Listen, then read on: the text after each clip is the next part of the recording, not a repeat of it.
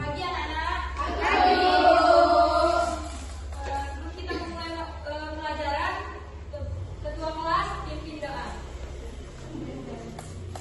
Sebelumnya, teman-teman, marilah kita berdoa terlebih dahulu. Berdoa dimulai.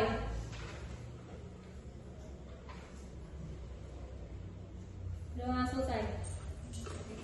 Baiklah, di sini ibu akan mengabsen kalian. Yang pertama itu Amelia Sapitri, Hadir Bu. Anggun Casasmi, Hadir. Dwi Sapitri. Hadir. Dwi Sapitri ini memang jarang masuk ya. Ya, Bu. Husnul Afifah, Hadir.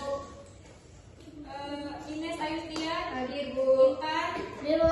Fala Anissa, Hadir. Mutia. Hadir.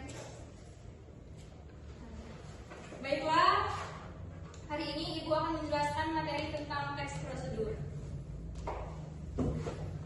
Yang dimana? Baiklah, anak-anak, di sini ada belum yang tahu pengertian teks prosedur? Belum. Kalau belum tahu, baiklah Ibu akan menjelaskan pengertian dari teks prosedur. Yang dimana pengertian teks prosedur menurut KBBI itu tahapan kegiatan untuk menyelesaikan aktivitas, metode dalam memecahkan suatu masalah. Jadi, bisakah kita simpulkan teks prosedur ini ke dalam adalah teks yang berisi cara untuk membuat atau melakukan sesuatu. Teks prosedur ini terdiri dari tahap-tahap serta memiliki struktur kalimat yang imperatif dan berupa perintah.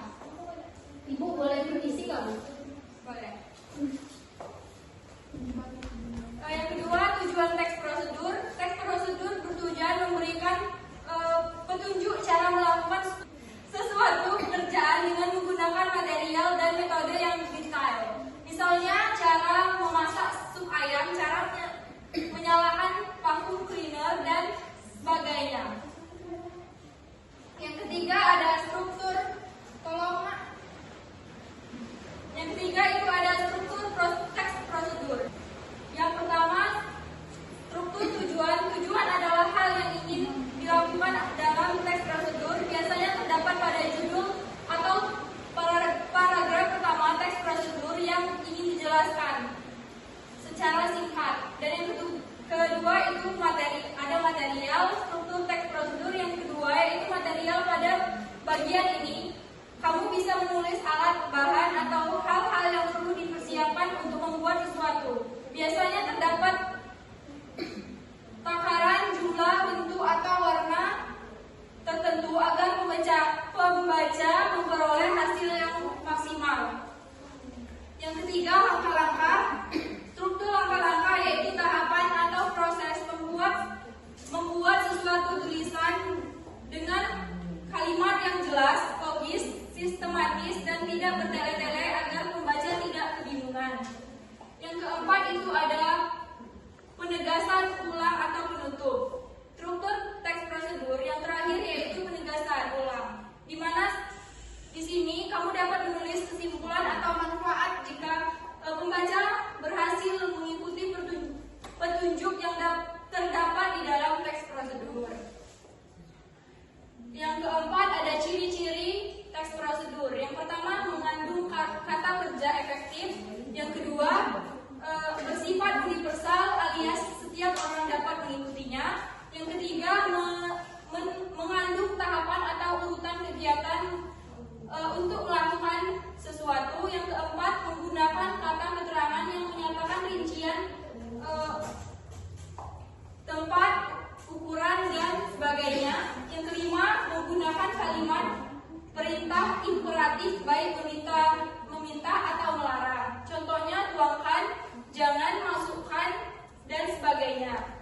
Keenam menggunakan konjungsi atau kata penghubung yang untuk menghubungkan setiap tahapan. Contohnya selanjutnya, selain itu, lalu, kemudian, dan sebagainya. Yang kelima itu ada jenis-jenis teks prosedur. Jenis-jenis teks prosedur.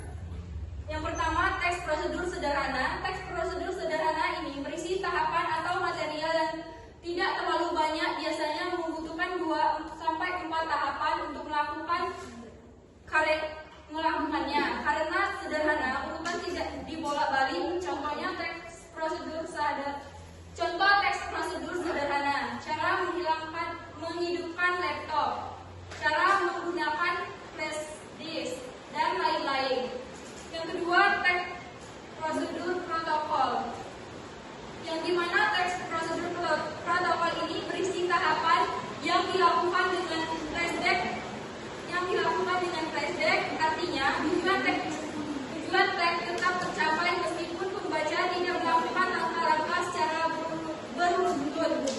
Contoh teks prosedur protokol: dalam membuat mie instan, kamu bebas merebus mie-nya terlebih dahulu atau memilih menuang bumbunya ke mangkok terlebih dahulu. Yang ketiga, teks kompleks. Teks prosedur kompleks biasanya membuat alat, bahan, dan waktu yang lebih banyak digunakan teks prosedur sederhana. Dalam teks prosedur kompleks, tak jarang kita menemukan sub-tahapan selanjutnya menuju langkah-langkah selanjutnya. Contoh teks prosedur. Nah, tolong slide selanjutnya. Baik, Bu. Terima kasih. Contohnya, siapkan adonan kulit risol, lalu masukkan tepung terigu,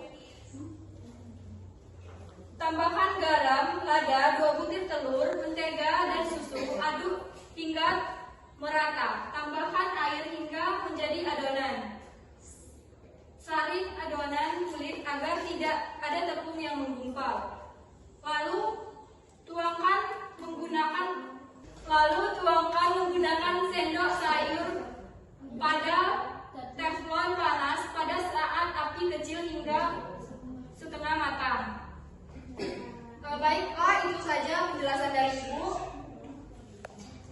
Apakah ada yang ingin bertanya atau yang masih belum jelas? Jelas, Bu.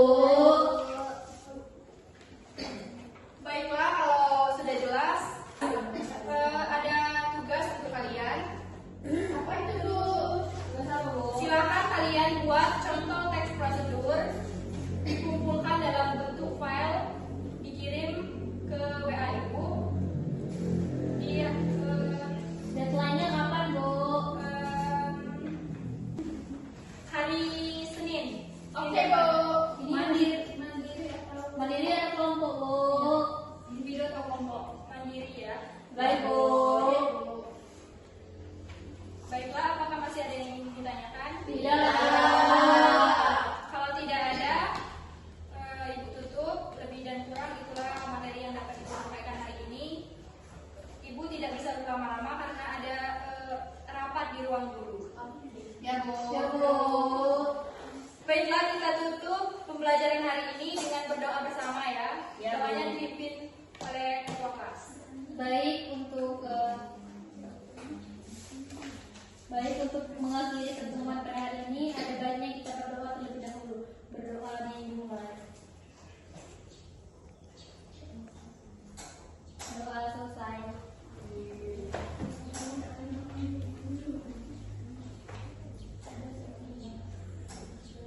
Tugas